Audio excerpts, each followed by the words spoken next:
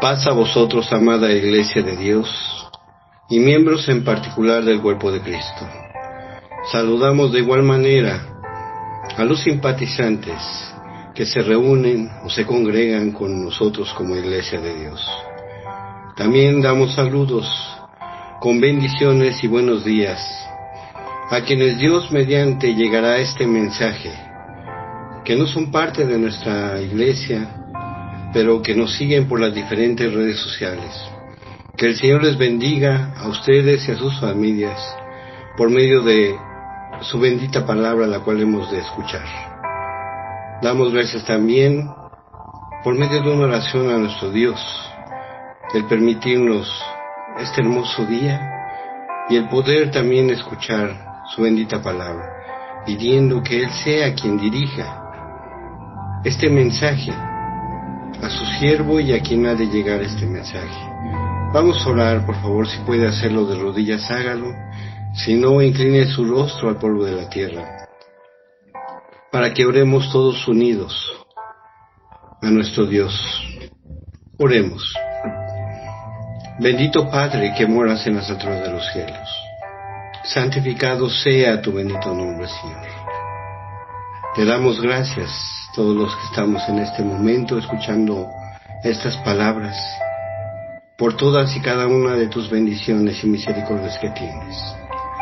Vemos que se cumple en nosotros tu bendita palabra, Señor.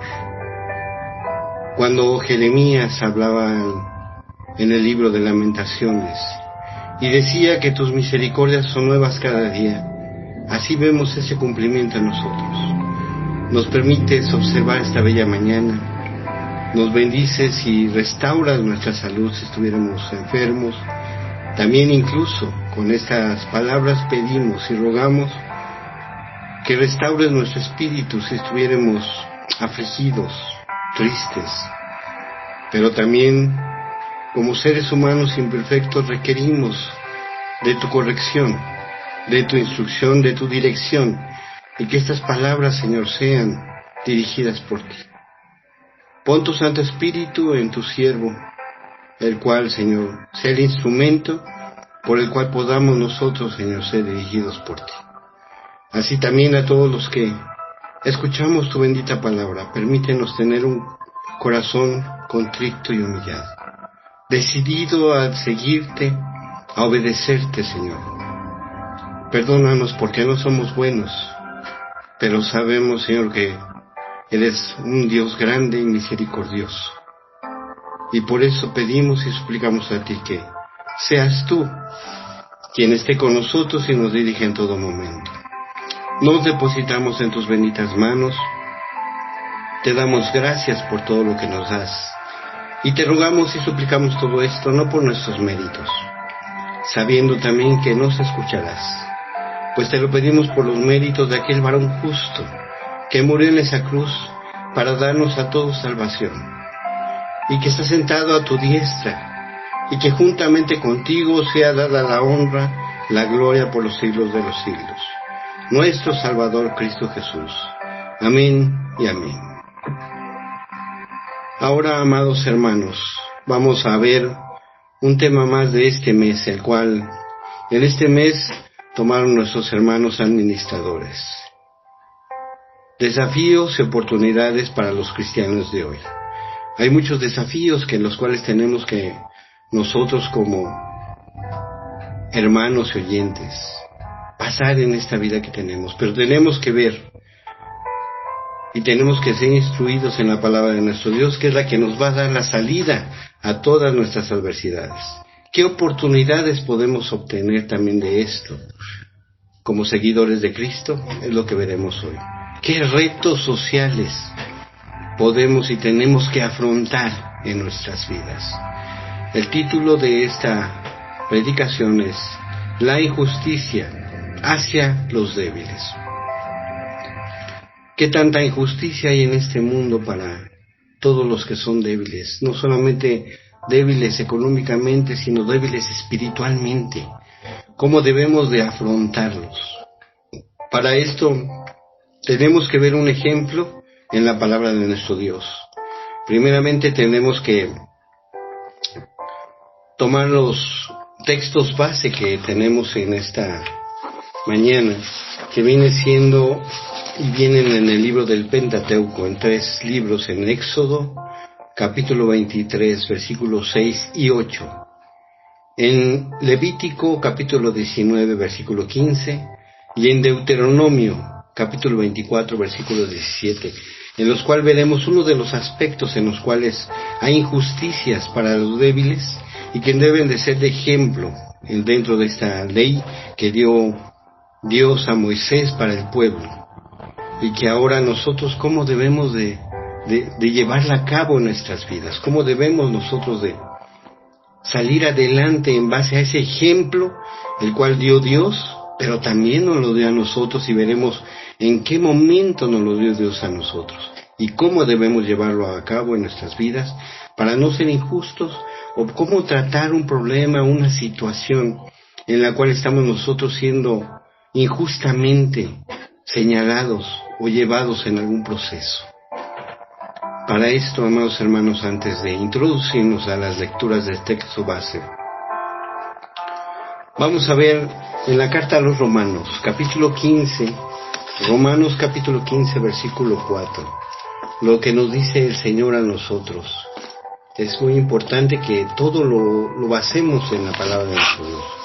Romanos 15, 4 dice de la siguiente manera: porque las cosas que se escribieron antes, para nuestra enseñanza se escribieron, a fin de que por la paciencia y la consolación de las Escrituras tengamos nosotros una esperanza.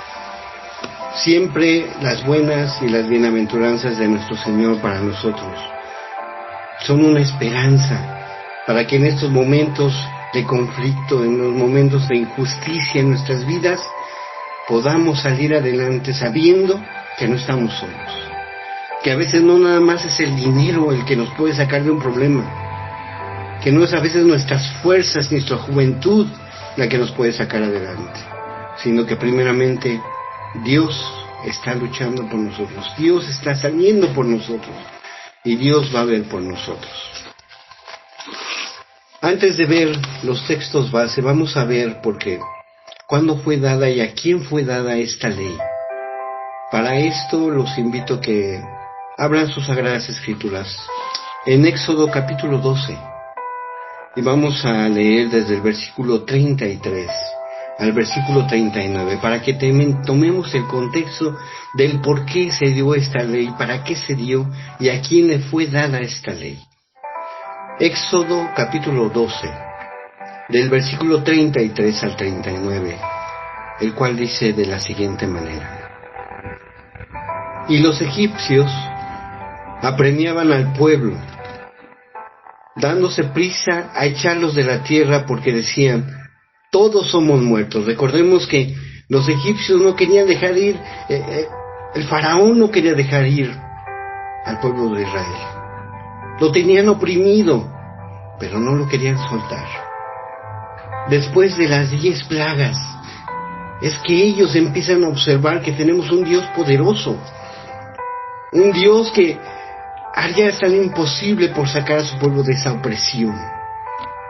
Los egipcios en ese momento decían: ya váyanse, ya no los queremos aquí, ya tenían temor de ellos. Sigue diciendo el versículo 34: y llevó el pueblo su masa antes que se leudase, sus masas envueltas en sus sábanas sobre sus hombros. E hicieron los hijos de Israel conforme al mandamiento de Moisés, pidiendo de los egipcios alhajas de plata y de oro y vestidos. Y Jehová dio gracia al pueblo delante de los egipcios, y les dieron cuanto pidieron, así despojaron a los egipcios. Todo esto fue un cumplimiento de la palabra anterior en el estudio de este pueblo.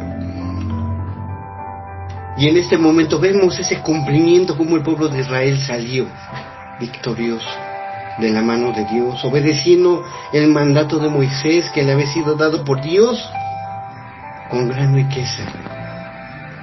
Sigue diciendo el versículo 37: partieron los hijos de Israel de Ramsés a Sucot, como 600,000 hombres de a pie, sin contar los niños. Aquí nos dice una cantidad aproximada de 600,000 hombres a pie, sin contar a los niños. ¿Cuántos habrían salido de ese lugar? Pero en el siguiente texto veremos quiénes más salieron de esa cautividad en la cual estaba mucha gente por causa de los egipcios. También subió con ellos gran multitud de toda clase de gente, y ovejas, y mucho ganado. Podemos observar aquí entonces que el pueblo de Israel no salió solo. Fueron con ellos toda clase de gente que a lo mejor entre ellos también iban egipcios, porque también ellos dentro de todo vieron el poder de Dios y se pudieron haber convertido. También salió gente que estaba oprimida por los mismos egipcios de otras nacionalidades o de otros lugares, pero que vieron el momento para poder salir de ese cautiverio en el cual estaban viviendo, de esa opresión en la cual los egipcios los tenían. No salió solo el pueblo de Israel.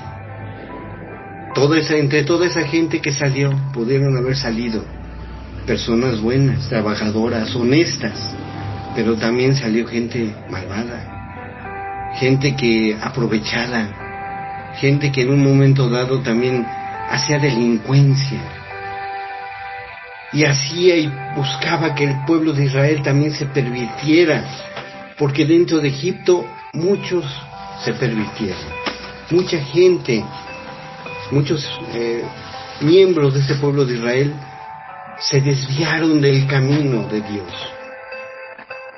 ¿Qué fue lo que sucedió entonces? Por eso es que nuestro Dios tuvo que poner leyes para corregirlos, porque se estaban pervirtiendo tanto. Y podemos verlo al estar esperando la ley de Moisés. ¿Qué es lo que hicieron este pueblo? Hicieron un ídolo y lo adoraban y dijeron: este es el ídolo que nos sacó de Egipto, adórenlo. Y lo hicieron muchos no. La perversión sigue siempre al justo. La perversión va en contra de lo que Dios quiere para su pueblo, porque tenemos un Dios que sacó con justicia a su pueblo de Israel. Veamos cuáles son estas leyes que mandó Dios al pueblo de Israel para que las cumpliese. Dice así primeramente, querido oyente y amado hermano, Éxodo capítulo 23, versículo 6, dice: no pervertirás el derecho de tu mendigo en su pleito. Dios sabía que siempre era fácil ser negligente, ser una persona que no tomara en importancia el hecho de que un ser humano tuviera pocos recursos económicos. Se le consideraba como un mendigo. Y a la hora de administrar justicia, a ese mendigo no se le daba el mismo derecho que a una persona que tuviera más recursos. Se le discriminaba y se le veía como una persona insignificante y a la cual se le podía manejar en ese momento para no hacer justicia sobre ellos. Por eso Dios, dice Dios en este texto, en esta ley: no perviertas el derecho de tu mendigo en un pleito. No seas injusto con él porque lo veas que no tiene recursos. El siguiente texto es Éxodo 23, versículo 8, dice así: no recibirás presente, porque el presente ciega a los que ven y pervierte las palabras de los justos. Dentro de la justicia veía y observaba Dios que los jueces en ese momento podían recibir un presente, y entonces la justicia no iba a ser clara, no iba a ser tomada como algo bueno, sino que se buscaba dar un soborno a ese juez o a esa persona que estaba tomando la justicia en sus manos, y con la cual se compraba el favor para que en un momento dado pudiera estar la decisión a favor del que daba ese presente. Por eso Dios manda y da este mandamiento: no te dejes sobornar. ¿Para qué? La justicia sea clara de cualquier persona. No porque tenga muchos recursos o porque tenga pocos, te dejes sobornar en un momento dado. Los sobornos no son una buena decisión para tomar un buen juicio, y menos delante de Dios. Para Dios eso no está bien. La siguiente lectura como texto base la tenemos en Levítico, capítulo 19, versículo 15. Levítico 19, 15, dice de la siguiente manera: no harás injusticia en el juicio, ni favoreciendo al pobre, ni complaciendo al grande. Con justicia juzgarás a tu prójimo. Todo esto era para los jueces de ese momento, los magistrados de ese momento. Era una obligación de ellos, y lo podemos ver en Éxodo desde el capítulo 21 al capítulo 23, cómo debían de ellos ejercer ese tipo de justicia, pero sin ser injustos con nadie, ni pensando que porque él tiene mucho dinero y va a poder comprar a lo mejor un buen abogado, o va a poder darme favores más adelante, ni favoreciendo al pobre porque lo veía yo sufriendo y lo veía en un momento dado angustiado, y a lo mejor se dejaba comprar con esa angustia. No, tenían que ellos tomar una decisión legal, tomar una decisión de justicia, la cual no tuviera en ningún momento un favorecimiento por ningún motivo, ni comprado, ni por ningún motivo de tristeza al ver a la persona que está sufriendo, sino que fuera algo justo. No darle preferencia a ninguna de las dos partes, ni por ser pobre y sencillo, ni por ser rico y de buen nivel económico o social en el momento, ni buscar que en el más adelante tuviera el favor de alguna manera de alguno de los dos. Ser justo es lo que pedía el Señor, porque tenemos un Dios que siempre ha sido justo y cumple sus promesas. Ellos pudieron verlo. Leíamos en Éxodo que esa promesa de que iban a estar sufriendo, padeciendo en ese lugar de Egipto, Él iba a ir por ellos, y fue por ellos, y los rescató justamente y en el tiempo determinado. Y Él pedía que el pueblo de Israel, que los jueces y magistrados de ese tiempo, actuaran de esa misma manera justa con todos y cada uno de los juzgados, o de las personas que iban a ser juzgadas. Veamos ahora el siguiente texto base, que viene en el libro de Deuteronomio, capítulo 24, versículo 17. Deuteronomio 24, 17. No torcerás el derecho del extranjero, ni del huérfano, ni tomarás en prenda la ropa de la viuda. Si el pueblo de Israel seguía recordando cuánto Dios había hecho por ellos, ellos tenían que recordar precisamente lo que Dios había hecho en sus vidas o por cada uno de ellos, para que de esa misma manera tomaran justicia en cada una de sus determinaciones, y no irse por el lado favorable para ellos mismos a la hora de tomar una justicia o un juicio contra alguna persona. Aún siendo un extranjero, aún siendo un huérfano, aún siendo una viuda, no tener que aprovecharse, porque ellos mismos dentro de Egipto padecieron lo mismo y Dios tuvo misericordia de ellos. Y debían de recordar ellos de dónde salieron y cómo Dios los sacó con mano poderosa y justa.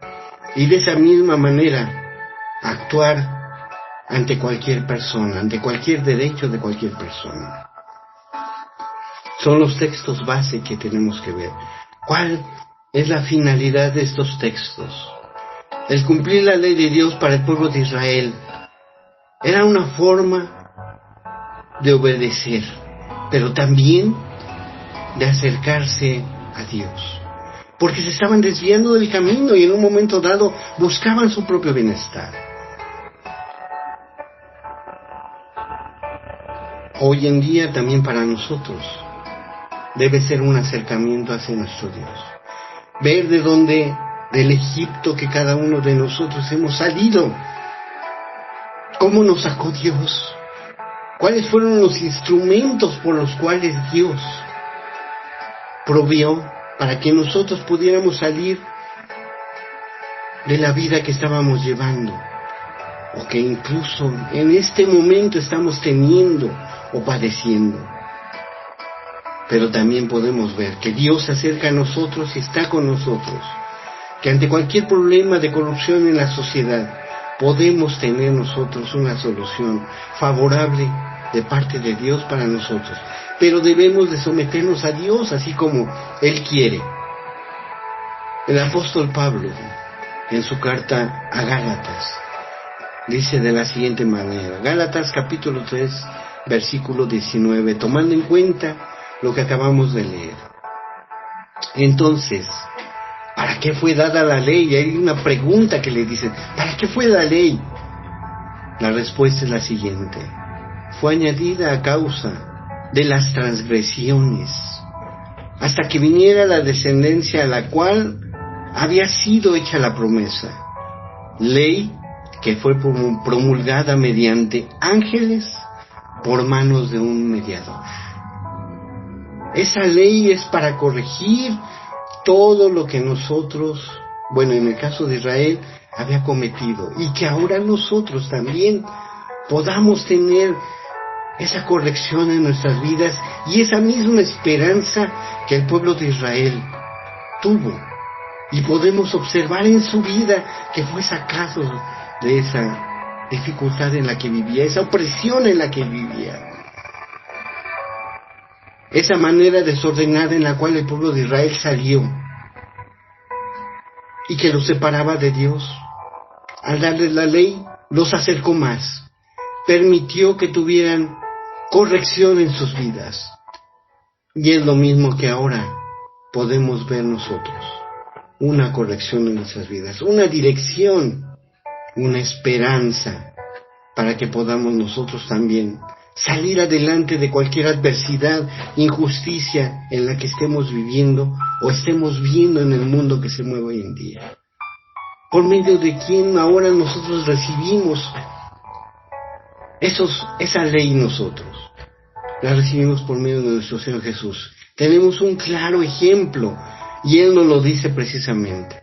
Primeramente veamos esa ley como el Señor, nuestro Señor Jesucristo, nos la da a nosotros. Busquemos en nuestras Sagradas Escrituras al profeta Isaías, capítulo 42, versículo 21. Isaías 42, 21, que dice así: Jehová se complació por amor de su justicia en magnificar la ley y engrandecerla. Fíjense nada más, tenemos un Dios tan justo que a nosotros nos la dio aún mejor, más grande, para que nosotros también la pudiéramos llevar a cabo en nuestras vidas, poderla conocer perfectamente. El pueblo de Israel en ese tiempo no tenía la misma facultad que tenemos ahora nosotros de poder abrirnos a nuestras Sagradas Escrituras y ver esas palabras. Ellos tenían que tener quien se las interpretara, quien se las leyera, quien les diera esas ordenanzas. Nosotros tenemos la palabra de nuestro Dios en nuestras manos. Tenemos que usarla para bienestar, no nada más nuestro, de nuestras familias, de nuestro prójimo, de nuestro entorno. ¿Cómo lo vamos a llevar? Fíjense, vamos a ver un caso de nuestro Señor Jesús, cómo Él viene y nos dice qué es lo que tenemos que hacer. Evangelio de Juan, amados hermanos. Vamos a ver qué nos dice Juan, capítulo 7.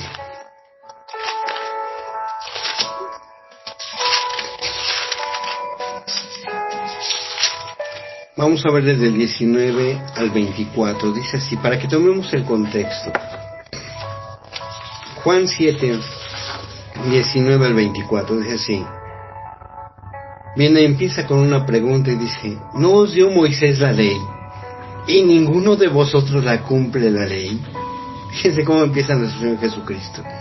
Decirte, no tienen ustedes la ley, pero no la cumplen. La siguiente pregunta es: ¿por qué procuras matarme? ¿Por qué procuras matar al Señor? Versículo 20. Respondió la multitud y dijo: demonio tienes. O sea, la gente veía mal todo lo que hacía nuestro Señor, y peor porque estamos hablando que Él había hecho algo en día sábado. Ahorita vamos a ver lo que nos dice. Ellos mismos dicen: ¿quién procura matarte? Pero el Señor conocía perfectamente cómo se movía el hombre y qué es lo que pensaba en ese momento. Versículo 21. Jesús respondió y le dijo: una obra hice y todos os maravilláis. Por cierto, Moisés os dio la circuncisión, no porque sea de Moisés, sino de los padres. Y en el día de reposo circuncidáis al hombre. Fíjense, ahí les hace la observancia, dice: a ver, ¿por qué entonces ustedes hacen circuncisión en día de reposo, en día sábado? Versículo 23. Si reciben el hombre la circuncisión en día de reposo, para que la ley de Moisés no sea quebrantada, ¿os enojáis conmigo? Porque en el día de reposo sané completamente a un hombre. Allá se la observan y dice: bueno, si ustedes limpian a un hombre, porque la circuncisión era limpiar precisamente, purificar al hombre. Dice: yo sané a un hombre también, y eso sí lo ven mal. Versículo 24, que es el que nos dice el Señor para ellos y para nosotros ahora. No juzguéis según la apariencia, sino juzgad con justo juicio. ¿Esto podría ser para nosotros? Sí. Muchas veces podemos llegar a juzgar a una persona sin saber realmente lo que sucedió, por algo que nos comentaron a nosotros, por algo que nos dijeron a nosotros. Y a veces tomamos un juicio sobre esa persona sin que nosotros podamos y tengamos esa tranquilidad, esa paz de decir: voy a ir a ver a esta persona, posiblemente esté pasando un mal momento, una circunstancia difícil en su vida, pero yo, en vez de juzgarla, voy a ver en qué le puedo ayudar. Ese vendría siendo un juicio justo. Acercarte a él y decirle: hermano, ¿qué problema tienes? Mira, yo me enteré que tienes alguna situación, pero dentro de esa situación yo quiero colaborar. ¿Qué puedo hacer por ti? Ese sería un juicio justo. El yo acercarme en esos momentos de aflicción. Un juicio justo en nuestro entorno en el que vivimos es complicado, porque en cada uno de nuestros países vemos que el mundo se mueve de una manera no muy justa. Nosotros podemos ver que hay en los liderazgos de nuestros países opresores, y hay víctimas y victimarios. Todos los poderosos consideramos que son opresores, y todos los pobres consideramos que son víctimas. A veces es al revés, pero vemos que dentro de las leyes incluso siempre hay preferencia para los que son poderosos o pudientes, y para los que son pobres y humildes a veces no hay recursos para poder salir adelante. Esto va en contra de la justicia de nuestro Dios. Hay veces que a una persona se le juzga duramente. Un ejemplo podemos verlo: si una persona que no tiene trabajo o que tiene un trabajo muy humilde va y roba una tienda, un supermercado, alimento para él mismo o para sus familias, si es detenido en ese momento por no tener los recursos, es llevado a juicio y seguramente va a ser encarcelado. Pero si una persona que tiene esa adinerada, poderosa, en un buen cargo, hace un robo contra el mismo gobierno, en el mismo erario público, o en una misma tienda, pero tiene los recursos necesarios, muchas ocasiones solamente se le dice, puedes irte, nada más ten cuidado y no lo vuelvas a hacer. Incluso a veces no se le llega ni a quitar lo que se le robó, queda en el olvido. No hay un juicio para ese tipo de personas. E incluso nosotros como iglesia, como miembros y sabedores de que Cristo está con nosotros, nos pueden hacer ese tipo de injusticias. ¿Y qué es lo que debemos de hacer nosotros cuando hay una injusticia en el mundo o las leyes del mundo hacia nosotros? Hay una opresión hacia nosotros. ¿Qué debemos hacer? Ponernos siempre en manos de nuestro Dios. Incluso dentro de nuestras mismas congregaciones, de nuestros mismos hermanos, puede haber una injusticia hacia nuestras personas. O podría ser yo injusto en contra de alguien. Primero, cuando pasa una injusticia de esa manera en el mundo, no debemos de participar. Porque a veces hasta nos toman, ¿verdad que usted vio, usted observó? No. Si en un momento dado lo justo es defender a una persona porque no hizo nada, puedo yo testificar. Pero si en un momento dado veo que se está cometiendo una injusticia, no debo participar en esa situación. Porque para mí también va a haber un castigo si yo participo en ese tipo de injusticias. Ahora, si a mí me están oprimiendo y están tomando en cuenta una injusticia hacia mí por algo que no cometí, Dios será el que salga adelante. Ponerme en manos de nuestro Dios y saber que Dios será siempre el que está delante de cualquier situación. Todo lo debemos de poner en manos de nuestro Dios. No ser injusto ni en el mundo ni con mis hermanos, porque tenemos un problema hacia nuestras vidas. Vamos a leer por último en la carta a los Romanos, y ahí nos va a dar precisamente la explicación del por qué nosotros no tenemos que participar de esa manera, ni en el mundo, ni con nuestros hermanos. Romanos capítulo 12, versículos del 11 en adelante. Dice así: en lo que requiera diligencia, no perezosos, fervientes en espíritu, sirviendo al Señor. Gozaos en la esperanza, sufridos en las tribulaciones, constantes en oración. Todos tenemos ese tipo de dificultades, en el mundo y dentro también a veces de nuestras congregaciones. Pero ¿qué debo de hacer? Ni ser parte, ni ser yo el injusto, sino estar constante en oración en cuanto a las tribulaciones. Versículo 13, compartiendo para las necesidades de los santos, practicando la hospitalidad, bendecid a los que los persiguen, bendecid y no los maldigas, gozaos con los que se gozan y llorad con los que lloran, unánimes entre vosotros, no altivos, sino asociados con los humildes. No seáis sabio en tu propia opinión. No paguéis a nadie mal por mal, procurad lo bueno delante de todos los hombres.